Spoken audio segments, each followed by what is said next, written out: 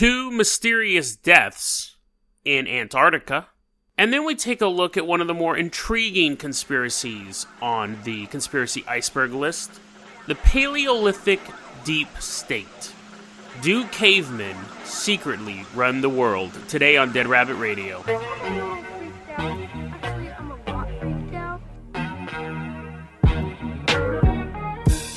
Hey everyone, welcome back to another episode of Dead Rabbit Radio. I'm your host, Jason Carpenter. I'm having a great day. I hope you're having a great day too. I'm battling a bit of a head cold. It's gotten into my throat just a little bit, so if I sound a little hoarse or if there's some weird edits, just because I'm sneezing. And if there's any really weird edits, it's because I sneezed on my touchscreen laptop and it started clicking a bunch of buttons. You know, there are certain ailments, certain experiences that only people who were born, say, before the year 2000 will really ever know. It's this interesting thing. So if a kid stays home from school today, they're just going to plop down in front of the television set and put on Netflix and watch Stranger Things or Paw Patrol or whatever, depending on their age range. So if a kid today stays home from school or gets stuck at his grandma's house or whatever, they can just pull up Netflix and watch whatever they want on their tablet, television, whatever. But if you were born before the year of, let's say, 2005, arbitrary number, but you'll get it, you didn't have those options. You might have had some video cassettes that you could throw in every once in a while, but the chances are, and the farther you go back, the higher the chances of this. It definitely was most of my childhood. You were stuck watching whatever was on. And in the middle of the day, it was nothing. Like, during the weekdays, I watched, like, reruns of, like, Green Acres, and reruns of Mr. Ed, and reruns of Gilligan's Island, and the Brady Bunch. You had to watch those shows. You watched Sanford and Son. You watched these shows because there was nothing else on. And I think this might be the old man saying we had it better, but as much as that sucked back then, I would rather have cartoons on demand. It definitely did open me up to new shows, like sitcoms and things like that. If I was just watching if I could choose my cartoons all day long, I would have watched Transformers G.I. Joe 8 hours a day. But the fact that I did sit and watch like one day at a time, and what was the show with all the chubby chicks? Not Growing Pains, Facts of Life. You know, you saw all that stuff, and it kind of like broadened your pop culture window. Like I will make a Sanford and Son reference. I make them quite often, actually, in real life. I don't think I've ever made one on the show, but I might have. Because I watch that show all the time, and I watch it with my great-grandma. I loved my great-grandma. But there's a particular interesting quirk with that, where I would sit at home, I would not go to school. It sounds like I played hooky a lot, but I didn't. I just remember watching a lot of television when I was a kid. And sometimes you would watch a particular show. Let's, for example, say it's Gilligan's Island. Everyone knows Gilligan's Island. And you watch it, and you're like, oh, that was a pretty funny episode. And then it never lines up again where you're at home that early during the day to see Gilligan's Island again, but maybe 3 months pass. This happens all the time, and once I say what it is, you're going to be like, oh, that used to happen to me all the time too. 3 months pass, you're never home, say at 11 in the morning on a Wednesday, and 3 months pass, you're at home, it's 11 in the morning on a Wednesday, you put on Gilligan's Island, it is the same episode you saw 3 months ago.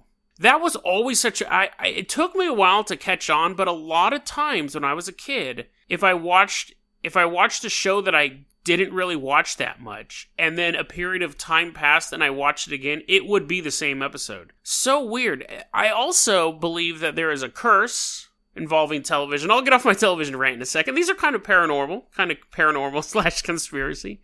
I believe there is a television curse. I call it the Buffy musical curse. And the curse isn't that musical television shows exist. The curse is this. It's named after the Buffy musical for a particular reason. Whenever almost without fail, this should actually be considered a scientific law. Whenever you are talking to a friend and you say, you should really watch this show, it's a great show, the next episode that will air after that show will be one of the worst episodes of the series. It's almost an automatic rule.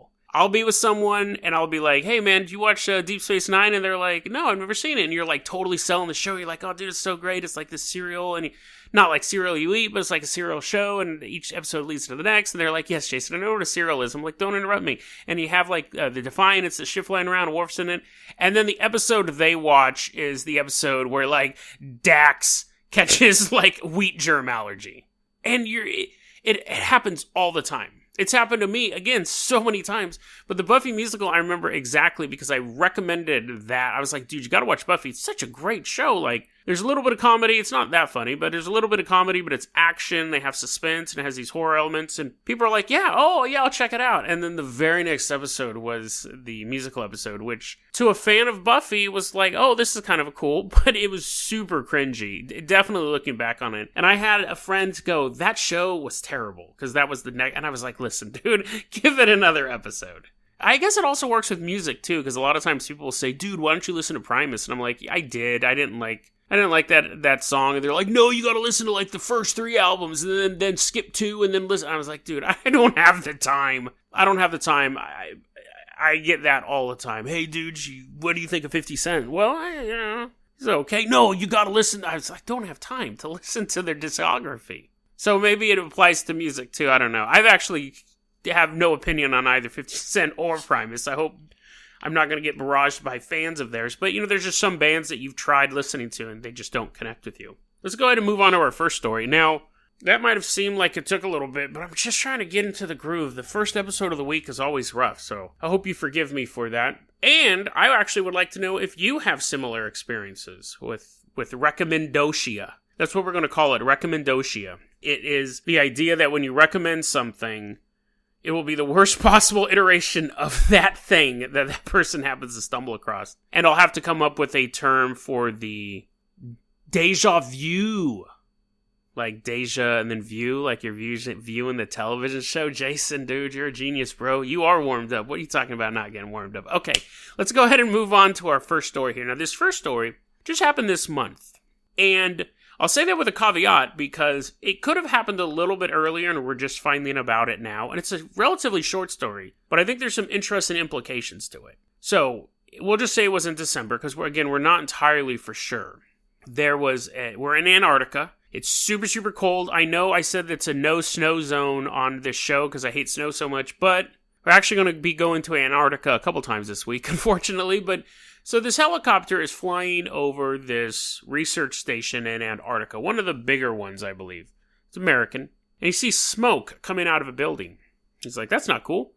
And he's like, no pun intended, walk on. But anyway, so it's going to be so hard to edit out these coughs. So the helicopter, these people die. I don't know why I'm making fun of it, but this helicopter lands and it goes in and they find the bodies, not bodies yet. They find 2 unconscious workers and they're like, And so they started doing CPR. I believe one died at the scene and one died en route for medical care. And they haven't revealed who they are or how they died. And they're like, I just read in a report today and they're like, no foul play. We're still investigating how these people died. And the article started coming out a couple days ago, and it was on Drudge Report because it's kind of an odd thing, like, they just found these 2 unconscious people in Antarctica. That's kind of spooky. There's 2 things that are interesting about this. One, obviously, I think the first thing that popped in my mind, the first thing that popped into a lot of people's minds was the Thing, because it's that same location. And I think it's interesting. It wasn't the Thing, but what's interesting about this story is that if the Thing, okay, so if you don't know, and it's an amazing, I just saw the Thing for the first time last year. The Thing is a story of, I think, about 9 researchers in Antarctica, and they uncover something, I won't give it away, and then this creature starts killing them one by one. If that had happened in real life, it would have been reported the same way this article was reported. And I think that's what's interesting, because in the movie The Thing, or any of these horror movies, you have all this stuff blowing up, and you have like the creature running through the halls, and they're like flamethrowers, and all this stuff, and people like begging for their lives and getting ripped open. But when it was reported to us, it would say, fire at McMinley Research Station claimed the lives of 9 people. Investigations are still underway. That would be it. There would be something in the newspaper about it, because what happens is it's really hard to keep stuff like super secret, especially when it's partially civilian. But it would be in the newspaper, and it would be a blurb. It wouldn't be like, the halls creaked with the sounds of the dead as the Thing took out 9 researchers, humanity beware. It would just say, there was an unexplained fire. They probably wouldn't even say unexplained. They'd be like, there was a fire at a research station. Government officials are still trying to check for survivors and casualties, and then you would never hear from it again. So that's why these stories, as small as they are, it reminds you that if those big... Camp Crystal Lake, it wouldn't be like, slasher smashes young co-ed's brains in. Well, that might actually be, because that's in the United States, but it would still be something like a teenage group goes... If they had an interest in covering up the truth, which they would if the Thing was running around or Jason Voorhees was an immortal killer, they would give you the least amount of information possible, and that'd be it. So it'd be like... Well, I think you get the point. I'm not going to keep making up kids in Elm Street, don't wake up. I mean, like, you get it. You get it. What if all these weird diseases that pop up every once in a while are actually just covers for horror movie villains? But I mean, what if Ebola was actually like this chaos demon that someone summoned, and every so often he goes on a rampage? Actually, there actually is a conspiracy theory about that. We'll look into that some other time. I shouldn't have just brought that up to throw it away like that. But another interesting side note, something that's not being reported regarding this story, is I think they're spooks. I think that the two guys who died, we're never going to know who they are, because like I was saying, when it's civilian related, it's hard to keep stuff under wraps. But I don't think we're going to know who these two people are. As I was looking at the story, they said that they worked for a civilian contractor based out of Virginia, which right away I thought, yeah, they're working for the CIA. They're either CIA or ex-CIA. CIA is based in Virginia, and they work for a company called PAE, which is it's a subcontractor, but when you look at their website, they do a lot of stuff like security. They build bomb detecting kits and bomb defusal kits, and they're all over the globe, working with U.S. partners and allied governments and stuff like that. And so with a company, an international company like that did assist troops and stuff like mapping, and they're basically an engineering group. It would make sense that these guys would be at this place working on a fire suppression system. The most likely, I don't even know why they're pussyfooting around. The most likely suggestion is they were working on the fire suppression system, and generally you suppress fires by reducing the amount of oxygen in the area. They probably reduced the amount of oxygen in their area and fell unconscious. I don't know why the articles are being so vague about that. They should just say they were working on the system, they messed up, and they died. They fell unconscious. No articles even really kind of putting that out there. That's my opinion. But that's the most likely thing. And I think that the fact that they're possible ex-CIA or current CIA operatives doesn't really mean anything to the story. It doesn't mean they were there to fight aliens or they were there to spy on someone. I think they worked for a company that hires ex-CIA people, probably. I don't have any proof of that, but that's just a hunch I have. But I think that's the reason why we won't know who they are. Because then people can link it back to their families and stuff like that. They go, oh, this person worked for this company, and this person was over here, and da-da-da. So it's an interesting story. It's layer upon layer upon layer, and it's almost like just a 2-paragraph article. If it had happened in Milwaukee, it probably wouldn't even be on the news. But because it happened in such a spooky, desolate area, it adds that layer of mystery to it. Plus, they were probably killed by the Thing. But anyways, okay, so... the next story we're going to talk about is a story that I said I was going to put out on Friday, but I came across some new information. Now, when I say new information, I mean just another wacky theory, but I wanted to watch some videos on it to see if I was like, well, I'll check if there's any merit to it. This is the story of the Paleolithic Deep State. Now, we've talked before about the conspiracy theory iceberg. And it's a quick overview. It's just a picture of an iceberg, and it lists conspiracy theories from the most well-known to the most obscure. Doesn't mean the ones at the bottom are more true. It doesn't even mean the ones at the bottom are more interesting. It just means they're lesser known. A very common one people ask about is the plane of jars. It's like halfway down the chart. It's boring. I looked it up. I was like, that's it? That's lame. So, I mean, just because it's low on the chart doesn't necessarily mean that it's spooky. Plane of jars is just a big field full of jars that some people built. That's it. I was like, well, that was a waste of my time researching that. But deep down on the list is the Paleolithic Deep State, and then in parentheses it says the caveman theory. I'm not going to bore you with a bunch of facts about Paleolithic people. It's not as much as I need to, but I'll need to give you some to set this up. And that's code word for saying I didn't write any of that stuff down when I was doing my research. But I read a bunch of articles about Paleolithic people, and you science nerds can tell me how right or wrong I am. The Paleolithic era was basically the time when humans were hunter-gatherers. we were banding up in large groups. So as humanity was leaving Africa, they were starting to form bigger groups. And you would have basically family groups. You'd have your family, and then that would be part of a band sort of thing. So you'd have maybe 20 families together. And then those 20 families may also be connected to an even bigger group, which would be the equivalent of a city or a nation. This is when they started doing cave paintings. This is when they started communicating with each other. This is when you started to see the beginning of a society. It was a hunter-gatherer society. So they would basically go into an area, exploit it, and then move on. But as the Paleolithic era continued, they started thinking, let's not exploit this area. This is a good area. Let's only fish so much. But anyway, so a little history lesson. I'm going to get off this real quick but the Paleolithic era, you saw the start of religion. You saw the start of communication. You saw the start of art. And there's still a lot of debate over whether the art is some sort of symbol or if it was just people being bored and saying, I want to draw a picture of an ox. That's the Paleolithic era. It was about 50,000 years ago. Now, there was a couple obstacles to what was going on there because you saw people coming out of Africa and they're like, okay, this world's huge. Let's do all this stuff. Bunch of stuff. There's chickens and berries everywhere over here.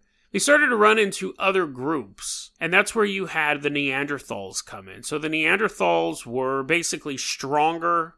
They've always been considered kind of stupider than humans, but they actually, we found burial sites for them as well. So we believe that the Neanderthals believed in life after death. We believe that the Neanderthals had some sort of social system, but basically the Homo sapiens were able to outthink the Neanderthals. But as Homo sapiens were leaving Africa, they started to populate parts of Asia and parts of other. That's kind of all that was there right then. But when they went into Europe, they got held back. We can see Homo sapien development up to a certain point in one area, and then it takes a while before we can see evidence of Homo sapiens in Europe. And one of the theories, it's because the Neanderthals held them at bay for 10,000 years. They weren't able to press past the Neanderthals for whatever reason. Either they were just stronger or they were way smarter than we thought they were. One of the theories is they were just better suited for the cold weather. So when the Homo sapiens got there, they're like, what is this white stuff falling on me? This totally sucks. And the Neanderthals are like, ho, ho, ho, ho. And then eventually the Homo sapiens did go up there. So that was kind of the end of the Neanderthals. The Homo sapiens conquered the planet. And then we moved from Paleolithic era to Stone Age. And I think Paleolithic era and Stone Age are kind of together. But again, so we weren't just drooling idiots as a species, but we weren't as awesome as we are today. That's Paleolithic era in a nutshell. So here's the theories. Here's the theories that go along with that. Now, two of the theories are pretty racist. And I want to say that right off the bat because I've talked about it before on my show. I don't subscribe to any sort of. I think that the notion, you can agree with me or disagree with me. It doesn't matter to me. But I don't subscribe to ideas of racial superiority or racial inferiority. But I just wanted to get into that because the next two theories we're going to talk about. I have a theory of what the phrase actually means. I have a theory of what it actually means. But we're going to go into the two other theories of what it means. And so the first theory is this. It's that Homo sapiens pressed into Europe, the Neanderthals stopped them. Eventually, though, the Homo sapiens started to make great inroads. We're wiping out the Neanderthals. The Neanderthals said, we have to go underground. Not literally, even though we live in caves. Don't do that, Krog. Come back here. He's walking back out of the cave. We have to go underground. We're going to interbreed with these people. We're going to look like them. And we're secretly going to control them from behind the scenes. And here's the racist part. Those Neanderthals are modern-day Jewish people. Now, to state the obvious, I personally do not believe that Jewish people are Neanderthals. However, some people do. What I don't understand, what's one of the things I don't understand about racism is that Neanderthals, like the previous description, they're way stronger than normal humans. And super immense monkey strength is not something that is generally a stereotype of a Jewish person. So the thing with they'll be like, a racist will be reading something like this and say, oh my god, another species fought for dominance and possibly went underground, just like the Jews control us from behind the scenes, and they forget every other possible fact that could dispute that. So they forget every other fact. But anyway, so that's one of the conspiracy theories that I stumbled across. And I was like, okay, that's just not true. It doesn't make any sense. But again, as a stereotype, even Jewish people in Northern Europe are not known for being massively strong. So, that was a racist theory. And you go, well, Jason, you said there was 2 of them. Well, yep, here's the second one. So this was the series of videos I found the other day. This one has a little bit more credibility than the last one, which is to say almost still no credibility. The only reason why I think it has a tiny shred of credibility is because you can't find any information on it. And there's a YouTube series that only every other episode is up. It's constantly being deleted, and the channels that it's on has like 19 views, no subscribers. It's really bizarre. But it is a stupid theory, so it kind of makes sense. Humanity did start in Africa. Neanderthals were up north. As the humans started to leave Africa, they ran into the Neanderthals and were assaulted and forced to interbreed and faced huge troubles. And the humans said, you know what, we're just going to kind of stick around here where we're at. And the Neanderthals were like, ho, ho, ho, ho, ho, we won. And then over the next 10,000 years, the Neanderthals became white people. And so this is a racist conspiracy theory as well. There is, within a subset of the African American community, you will hear the term caveman used as a derogatory term for a white person. That white people, generally, a lot of people on the planet have at least 4% Neanderthal DNA in them, between 1 and 4%. However, we don't see those numbers very much in Africa or in native populations in South America and North America and things like that. The Neanderthal blood is predominantly in Europe and parts of Asia, which would make sense because you had this huge empire of Neanderthals interbreeding over thousands of years. So the people who have no Neanderthal blood in them are the only purebred humans. They are 100% Homo sapien. Everyone else is partially a beast, is subhuman. Only the native people and the Africans are true humans. And the problem is that white people run the world, and they're subjugating the true humans to put them down because they're human, because they're not these monstrous creatures. And that is the caveman theory. That is caveman in the Illuminati. I'll have a couple links in my show notes, a couple of these videos, because they're very hard to find. It's just nonsense. It's a lot of Illuminati rantings and a lot of racism against white people, a little bit towards Asians. But yeah, I mean, again, it's one of those things that I think that theory is probably the reason why it's on the conspiracy theory iceberg. Because it's super, super obscure. The theory about the Neanderthals having Jewish lineage, I've been hearing that for a long time. Because, listen, racists are going to use any tool in their handbook to disparage the people they don't like, whether it's white people are Neanderthals or Jewish people are Neanderthals, whatever. They'll grab on any piece of information they can to throw it in someone's face. But I think the reason why it's on the iceberg is because of the theory that only Africans and natives are true humans, because it's such a deep-cut conspiracy. I've never heard that before. And all you can really do is track down a couple of these videos, and it kind of states that case. So it is a low-level conspiracy theory. However, I have a theory of what it actually is. So I was doing all this research, and this is going to get weird, but it explains a lot. And again, I'll say this, I have no proof to back this up. Nothing. Just a hunch.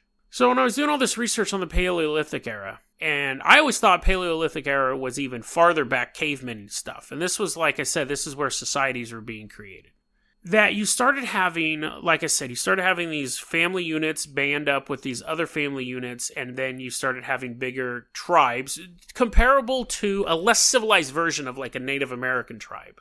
They weren't so much into rituals and stuff like that, but they did have their rituals, they did have their societies, they had rules. It was around 50,000 years ago where we believe people started to develop the idea of moral outrage, of not just getting mad because, you know, my food's gone, but getting mad because someone did something that they thought was wrong, praying to the wrong god or whatever.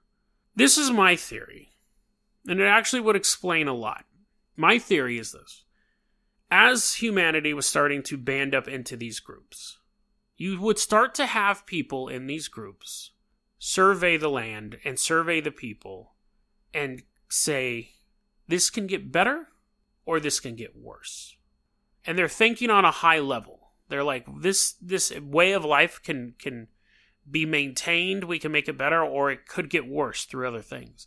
You had communication between these tribes, and especially as they poured out into the rest of the world. And you would have one leader to another leader say, this can get better or this can get worse. Like, we can go to war over these resources. We can work together, but we lose our identity as tribes and our different practices and things like that. This can get better or this can get worse. And as these groups of Homo sapiens continued moving out through the world, and they do encounter Neanderthals, and they do encounter these new elements that they've never ever really conceived of. I mean, who would have thought you'd run into another human, another species? These select leaders say, if we don't want to do anything, this will get worse. There's a whole world out here. There's all these gods. There's all this crazy stuff going on, and we can do nothing and just see what happens, or we can direct the development of our species. Now, you say, well, Jason, that's kind of a high thought level for a bunch of cavemen. But they were basically human. They had self-awareness. They were making art for creative reasons. They were falling in love and getting mad and stuff like that. They were humans. They were humans at this point. And so you have these select leaders of these tribes get together and say, these are the stories that we are going to tell. These are the legends we are going to promote. These are the moral systems we are going to instill in our people. We are going to make this world a better place. The first Illuminati. The caveman Illuminati. The idea of a group of people, the deep state. You have everything running on top, and you'd have not elected, but you'd have your shaman and stuff like that in your individual tribes, but underneath it all, you'd have a secret ruling class who would say, incest is wrong. Who would say, don't defy the gods, because the gods would be the official messengers of their edicts. You would have them say, these are the rules. And I think that might actually explain why certain myths carry across cultures. We see stories like creation stories being very similar across cultures. We see dragons dragons across cultures of the Great Flood. That myth has come across different cultures, and people go, well, maybe there was dragons, maybe there was a flood. But stuff like the creation myth, we know the world wasn't cracked like an egg or 8 dragons came out or stuff like that. But when we look at creation myths across the world, there's a lot of similarities between them. And it would make sense that if a group of people said, whether or not you're with this band here in what will someday become Britain, or you're with that group there that will someday become Syria, we will communicate with each other. We will set up how we want our society, how our race to grow. I think that's possible. I have no proof of it, but when it popped in my head, I thought things kind of fall into place that way. That's the Paleolithic Deep State. It was a group of people making decisions for everybody else because they said, this is what we need to do to keep our society going so we don't get mashed out by the Neanderthals, or, some horrible curse doesn't befall our people, which, would be a plague or something like that. Let's set up these rules, and let's deliver these messages and these moral stories across the board. I think it's weird that there are even stuff like, I understand incest because, your babies could get all weird, but there are certain, honor your elders. I mean, find a culture that hates their elderly people. So there are certain, you could say those are just basic human values, but what if those human values were just so ingrained on when we were first starting off as a species that, yes, they are human values now. Because if you didn't follow those values, you got shunned from the tribe. You weren't able to pass along your elderly hating genes. And I get not murdering people is the same pretty much across all cultures. There's subcultures that don't really care about it, but, like gangs. But stuff like respecting your elders is not something that has no benefit whatsoever, really, in the development of a species. You could go, well, the elderly people can teach us stuff. Well, yeah, so can, a book. But I'll still throw a book in the garbage. Respecting your elders is almost a universal thing. It's weird. Even stuff like cannibalism, which is very, very frowned upon in most cultures. So, was there a select group of Paleolithic hunter and gatherer tribal leaders who communicated and created the rules and the laws and the mores for humanity way back then? Did they tell those stories that we see mirrored over and over and over again in different cultures, that for the longest time we go, we don't know why people in South America have the same legend of people in Wales? Like, it doesn't make sense. But maybe it's because of this Paleolithic deep state. They saw the world and said, we can get better or we can get worse, and they did their damnedest to make sure that humanity survived and that it got better. And if that theory is true, and again, last time I'm going to say it, I have no proof of it, just a hunch. Did they ever go away? Are the stories of the Illuminati, it's 1775 and Adam Weishaupt did it? That's just all like total retcon. That since the first hut was built, since the first spear was thrown, there was a group of people silently directing the development of human life. Who knows? I know that if I had that power, I wouldn't necessarily give it up. Whether or not it was passed on to their next of kin or passed on to the wisest of the tribal leaders, we could never tell because it's probably just a fantasy of mine.